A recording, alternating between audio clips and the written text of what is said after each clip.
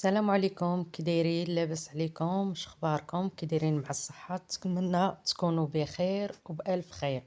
اليوم غادي نوجد معاكم المركزات ديال الحامض وديال الليمون. بما انه رمضان قرب ان شاء الله يوصلنا عليه بالصحة والسلامة، غادي نوجد معاكم مركز ديال الحامض وديال الليمون. هنا عندي الحامض، عندي 3 كيلو ديال الحامض. غادي نستعمل ليهم كيلو ونص ديال السنيده، لان كل كيلو عادي ديال الحامض بنص كيلو ديال السنيده.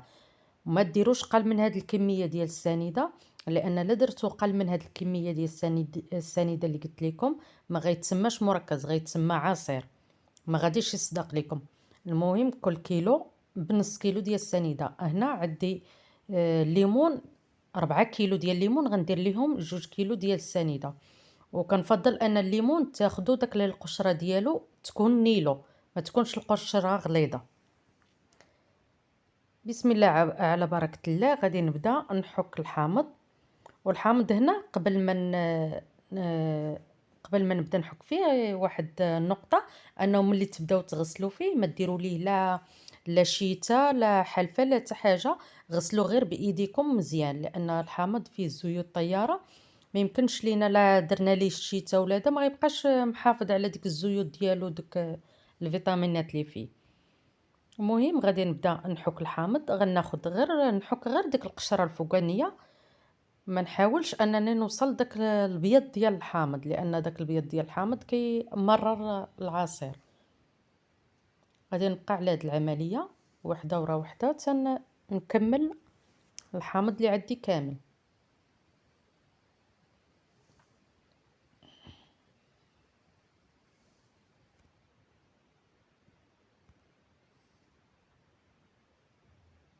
كي قلت لكم هنا هي الحامضه بقى فيها داك الابيض.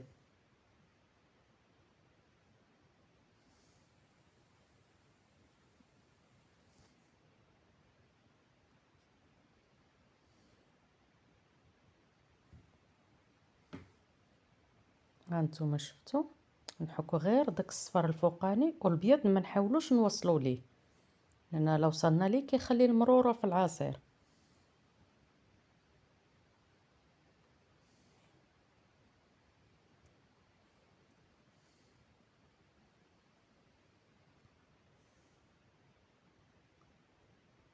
وكنبقى غادي على هاد الطريقه حتى غادي نكمل الحامض ديالي كامل وغادي نتلاقى معكم.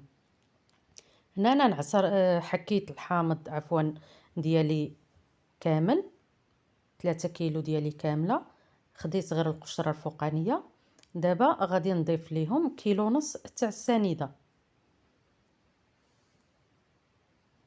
ونحاول ملي غادي نضيف السنيده لداك الحامض. هذه هي الكميه اللي عطاتني 3 كيلو ديال الحامض، هذه هي الكميه اللي عطاتني ديال القشور. ونضيف ونحاول ندخل هذوك القشور مع السنيده، ندخلهم في بعضياتهم.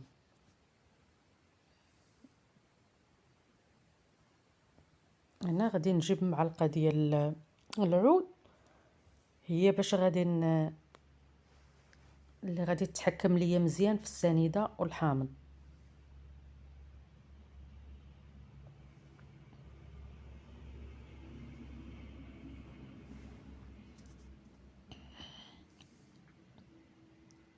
كنبقى على الطريقه نحرك مزيان. ولا كان دلكوه بيديكم حسن، ملي كتدلكو بيديكم كيدخل هذاك السنيده في القشور ديال الحامض، كتدخل مزيان. ندلكوها مزيان.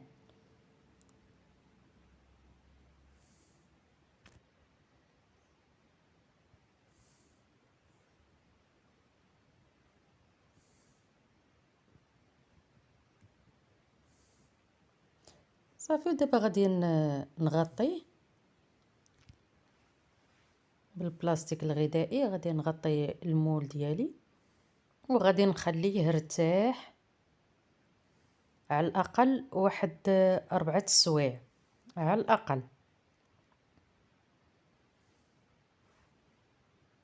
ما نخليوش القشور ديال الحامض نحكوهم ونخليهم نحكو القشور تاع الليمون، لا نضيفو ليهم في البلاصه ملي نساليو منهم نضيفو ليهم السنيده، لان لا خليناه حتى سالينا الليمون وعاد بدينا نضيفو ليهم السنيده غنصيبو القشور ديال الحامض كحالو. هذه نقطه مهمه خاصكم تردوا ليها البال، انا كي نسالي من الحكان ديال الحامض نضيف ليه السنيده.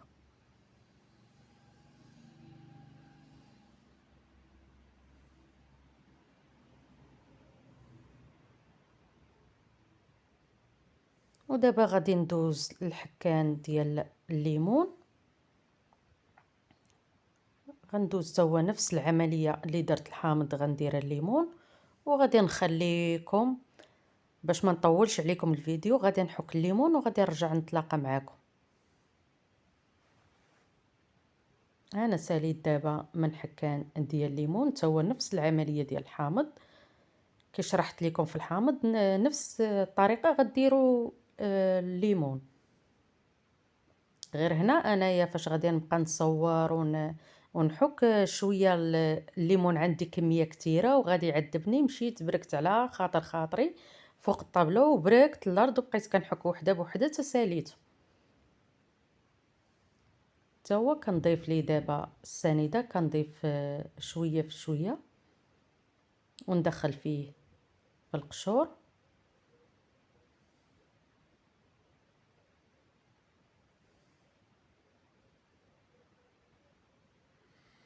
انا عندي 4 كيلو ديال الليمون، خديت ليهم 2 كيلو ديال السنيده.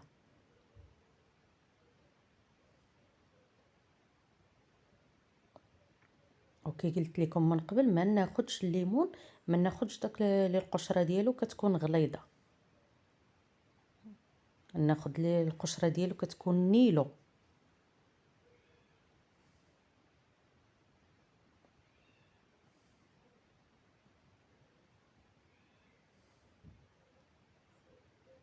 ضفت الكميه اللي باقا ليا ديال السنيده.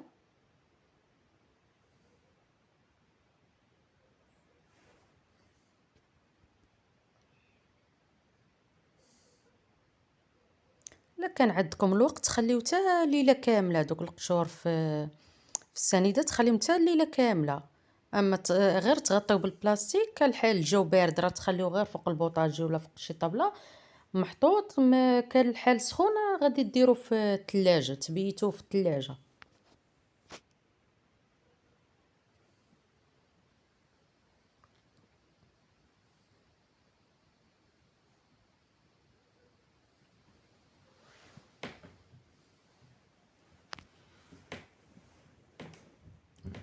هو نفس العمليه، غادي نغطيه وغادي نخليه يرتاح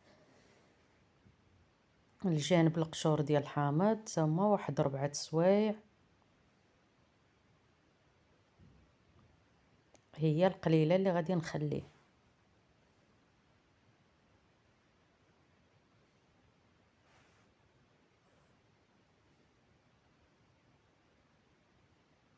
ودابا راه الحامض والليمون راه موجودين وتمر رخيص موجود دابا، علاش اللي ما نوفروش هادشي دابا نخليوه ان شاء الله الرحمن الرحيم. رمضان الله يبلغنا ليه سالمين ان شاء الله. ودابا غادي نخليهم يرتاحوا، غادي نتلاقى معاكم باش نعصروا الحامض والليمون على القشور ديالهم. دابا هذا هو الحامض، القشور ديال الحامض غندوز باش نبدا نعصر في الحامض اللي بقى عندنا. غادي نقسم على 2 ونعصر.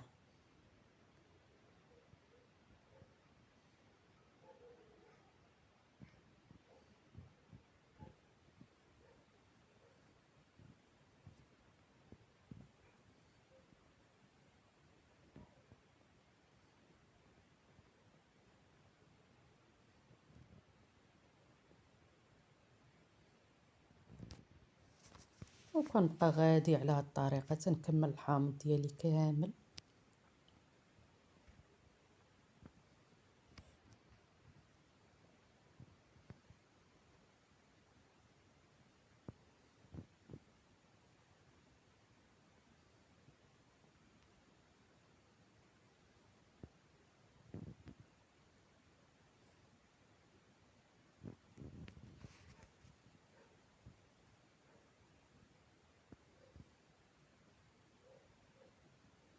انا في هذا العصير استعملت الحامض البلدي، كان عندي موجود في الدار، جابته لي واحد السيده الله يخلف عليها. ايوا مع عندي الحامض مرقد وداكشي، قلت غادي نستغلو نديرو عصير. وهذا هي الكميه اللي عطاني 3 كيلو ديال الحامض.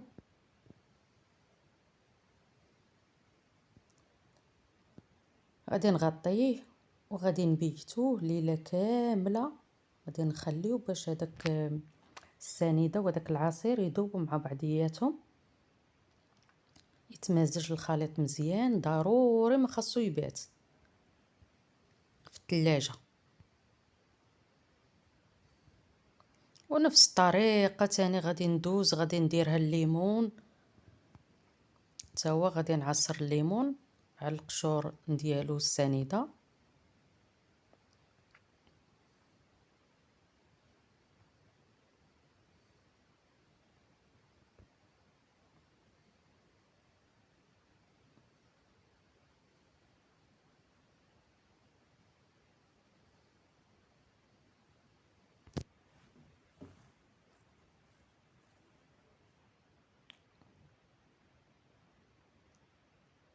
وغادي نعصر هاد الكميه ديال الليمون اللي عندي كامله. باش ما نطولش عليكم الفيديو، غادي نتلاقى معكم باش نوريكم الكميه اللي عطاني الليمون. دابا هذا هو العصير ديال الليمون والعصير ديال الحامض، هما بجوج. الليمون راه عطاني اكثر من هاد الكميه اللي كتشوفوا عندي، راه عطاني اكثر من هاد الكميه. درتها في شي، قسمتها على جوج ودرتها في سوبيره ودرتها في الثلاجه. دابا هو الحامض بعد ما بات الليله كامله في الثلاجه، خليته انا ليله كامله وخليته الصباح كامل حتى نص النهار الثاني، عاد بديت كنصفيه فيه. دابا دزت خديت الصفاي اللي يكون صفاي رقيق بزاف، وغادي نصفي هذاك الحامض من القشور ديالو.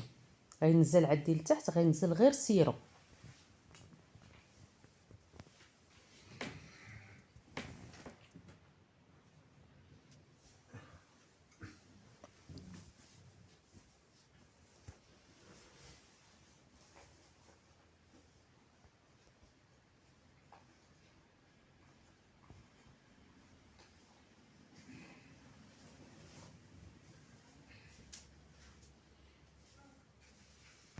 نبقى غاديه وحده بوحده، نخوي ونصفي نخوي ونصفي تنصفي العصير كامل.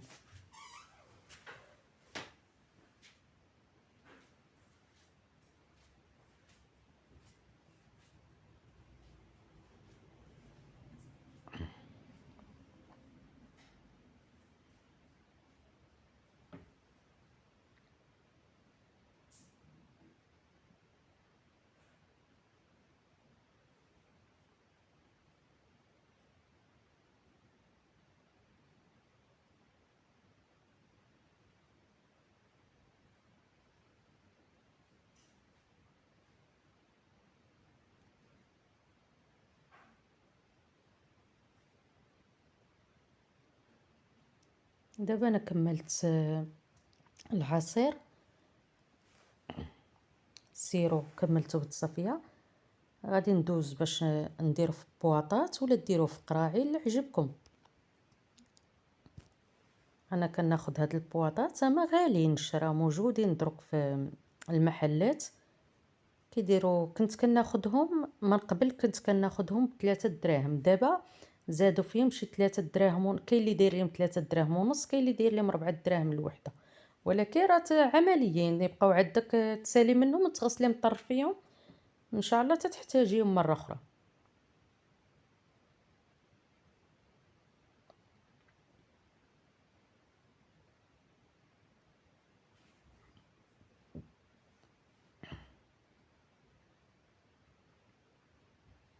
نقسموا على هاد السوبيرات اللي عندي.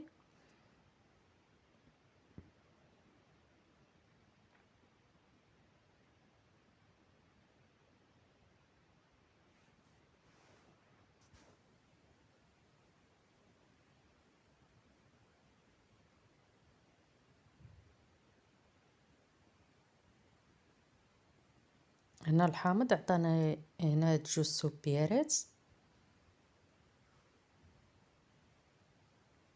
وهادوك القشور ديال الحامض راه ما غنلوحهمش، غنحتفظ بهم تما، غنحتفظ بهم في المجمد، لان عمليا تخدمي بهم تنسمي بهم حلوى، ديريهم تنسمي بهم حريشات، تنسمي بهم كيك، بزاف د الحوايج اللي غادي تستعمليهم فيهم. اي حاجه كتبغي تستعملي فيها قشور حامض تولي تهزيها بمعلقه وتحتفظي بهم، ما غتلوحيهمش.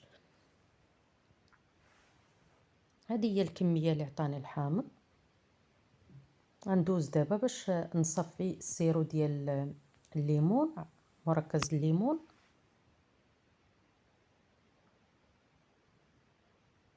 كي قلت لكم راه عطاني الليمون، راه عطاني كميه كثيره، راه عطاني تقريبا من هاد السوبيره غيكون عطاني منه جوجات. حتى هو غادي نصفيه بنفس الطريقه، نفس العمليه.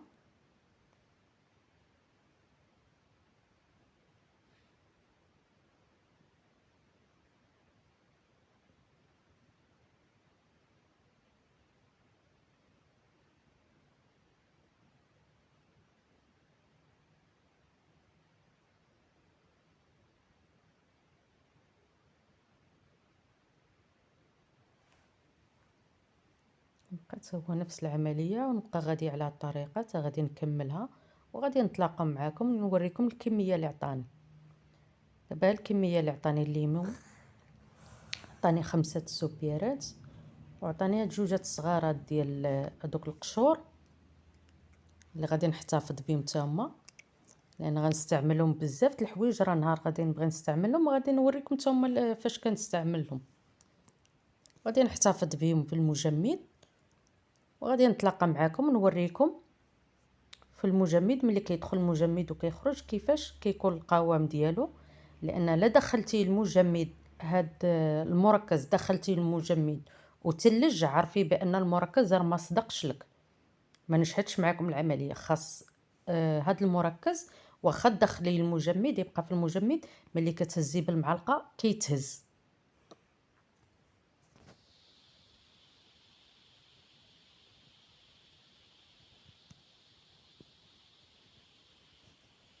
هذه هي الكميه اللي عطاني المركزات اللي صوبت معكم. غنديرهم في الكونجيلاتور ونتلاقى معكم. دابا هذه هي القوام اللي قلت لكم بعد ما بات ليله كامله في المجمد. هانتوما كيشتو كيتهز بسهوله بالمعلقه، بسهوله باش كيتهز. كناخذوا ملي نبغيو نخدموا به، كناخذوا اما معلقه كنديروها في كاس تاع الماء، ولا كناخذوا كاس من هذا المركز في ايطرو ديال الماء، وكنستعملوه في عده عصائر. ملي غادي نبغي نستعملهم غادي نشارك معكم كيفاش فاش استعملتهم والعصائر اللي استعملتهم فيهم. وكنتمنى من ان هذه الحلقه تكون عجباتكم، والسلام عليكم ورحمه الله تعالى وبركاته.